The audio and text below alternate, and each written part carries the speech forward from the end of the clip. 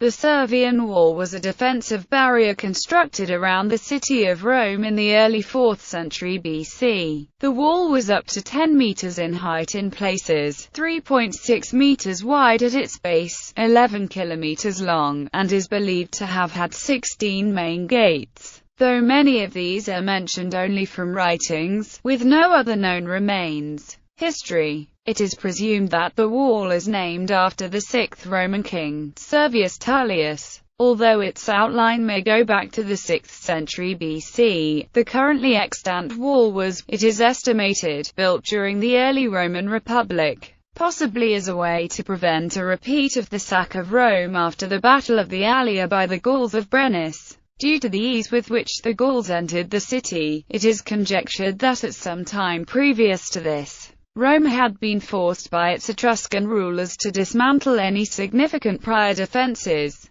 Construction. The wall was built from large blocks of tufa quarried from the Grotta Oscura near Rome's early rival Verri. In addition to the blocks, some sections of the structure incorporated a deep fossa, or ditch in front of it, as a means to effectively heighten the wall during attack from invaders. Along part of its topographically weaker northern perimeter was an agger, a defensive ramp of earth heaped up to the wall along the inside. This thickened the wall, and also gave defenders a base to stand while repelling any attack. The wall was also outfitted with defensive war engines, including catapults. Usage. The Servian Wall was formidable enough to repel Hannibal during the Second Punic War. Hannibal famously invaded Italy across the Alps with elephants, and had crushed several Roman armies in the early stages of the war. However, the wall was never put to the test, as Hannibal only once, in 211 BC, brought his Carthaginian army to Rome as part of a feint to draw the Roman army from Capua. When it was clear that this had failed, he turned away, without approaching closer than 3 miles to Rome. As a Roman army sallied out of the Servian walls and pitched a camp next to Hannibal's. However, during the Roman civil wars, the Servian walls repeatedly were taken. The wall was still maintained through the end of the Republic and in the early Empire. By this time, Rome had already begun to grow outside the original Servian Wall. The organization of Rome into regions under Augustus placed regions 2, 3, IV, Vi, 8, X, and Xi within the Servian Wall, with the other sections outside of it.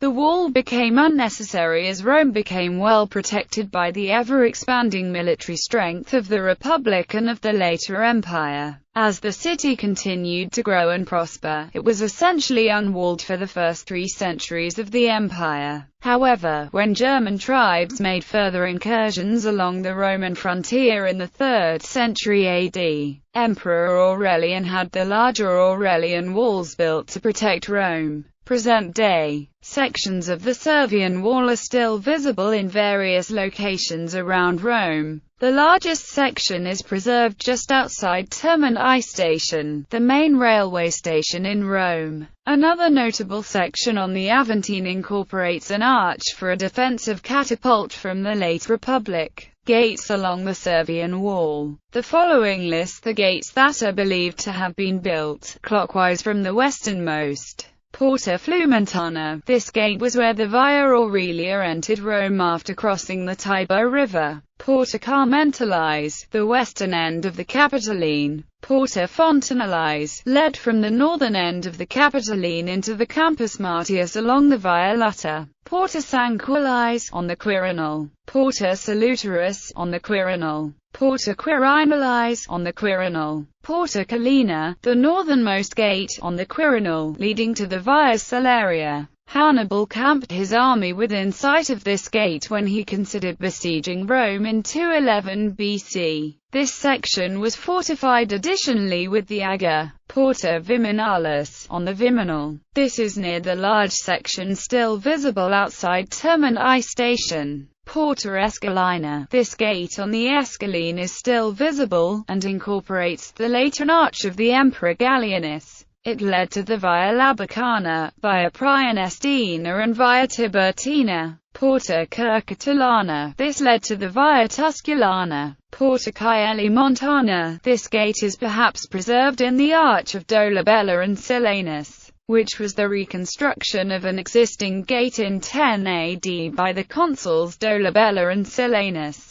Porta Capena. This was the gate through which the Via Appia left Rome to southern Italy after separating from the Via Latina. Porta Nevia. This gate on the Aventine led to the Via Radiatina. Porta Raudisculana, headed south along the Tiber River along the Via Ostiensis. Near here, on the modern Viale Aventino, may be found a section of the wall incorporating an arch for a catapult. Porta Livernalis, also joined up with the Via Ostiensis. Porta Trigemina. This triple gate near the Forum Boarium also led to the Via Ostiensis. Bibliography. Watson, Alaric, Aurelian and the 3rd century. Rutledge. ISBN 0-415-07248-4. Corelli, Filippo. Guida Archeologica di Roma. Arnoldo Mondadori, editor, Milano.